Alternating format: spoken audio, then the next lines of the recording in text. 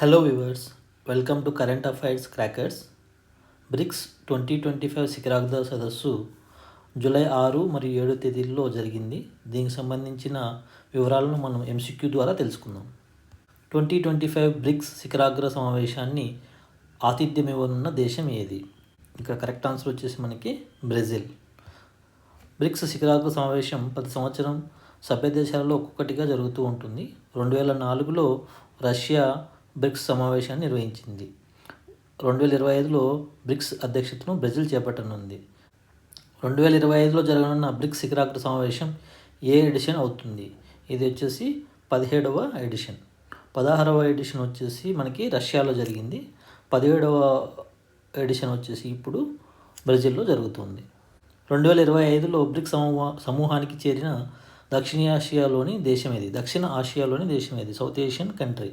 ఈ కంట్రీ పేరు వచ్చేసి ఇండోనేషియా. ఇది కొత్తగా బ్రిక్స్లో సభ్యత్వాన్ని తీసుకుంది.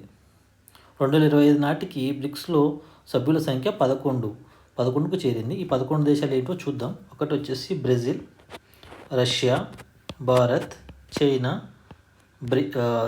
సౌత్ ఆఫ్రికా, దక్షిణాఫ్రికా, Egypt, Ethiopia, Iran, UAE, Indonesia and Saudi Arabia. ఇప్పుడు కొత్తగా చేరిన దేశం వచ్చేసి ఇండోనేషియా. లేటెస్ట్గా చేరిన దేశం ఇండోనేషియా. 2025 నాటికి ప్రపంచ జనాభాలో బ్రిక్స్ సభ్య దేశాల జనాభా శాతం సుమారుగా ఎంత ఉంటుంది? ఇది ఎంత ఉంటుందంటే మనకి 49.5% ఉంటుంది. ఎందుకంటే మనకు ఈ బ్రిక్స్లో వచ్చేసి 2 పెద్ద దేశాలైన చైనా మరియు ఇండియా ఉన్నాయి కాబట్టి ఈ పర్సంటేజ్ వచ్చేసి ఆల్మోస్ట్ 50%గా ఉండబోతుంది ప్రపంచ జనాభాలో. 2025 నాటికి బ్రిక్స్ సభ్య దేశాల కలిపిన జీడిపి ప్రపంచ స్థాయి మొత్తం జీడిపిలో సుమారుగా ఎంత శాతం ఉంటుంది? సో ప్రపంచ జీడిపిలో ఈ బ్రిక్స్ సమూహానికి చెందిన దేశాల యొక్క జీడిపి వచ్చేసి ఆల్మోస్ట్ వచ్చేసి 40%.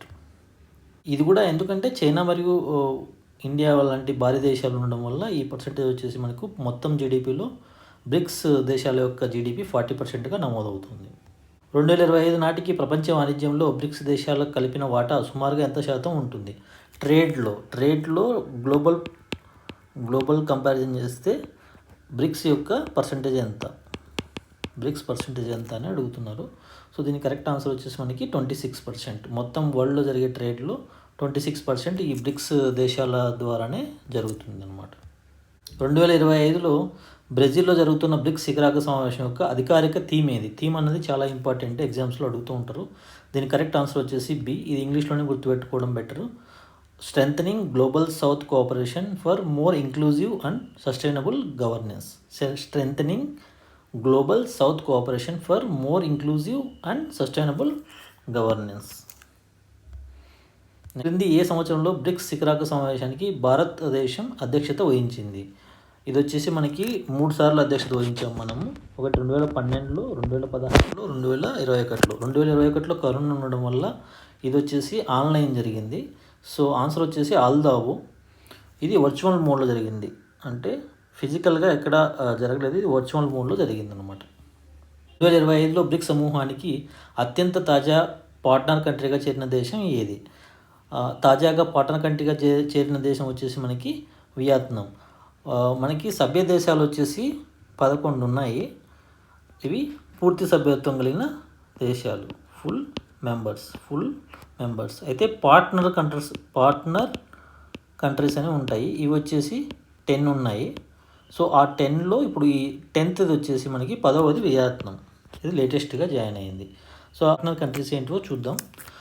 Belarus, Bolivia, Cuba, Kazakhstan, Malaysia, Thailand, Uganda, Uzbekistan, Nigeria, ఇప్పుడు వియత్నాం.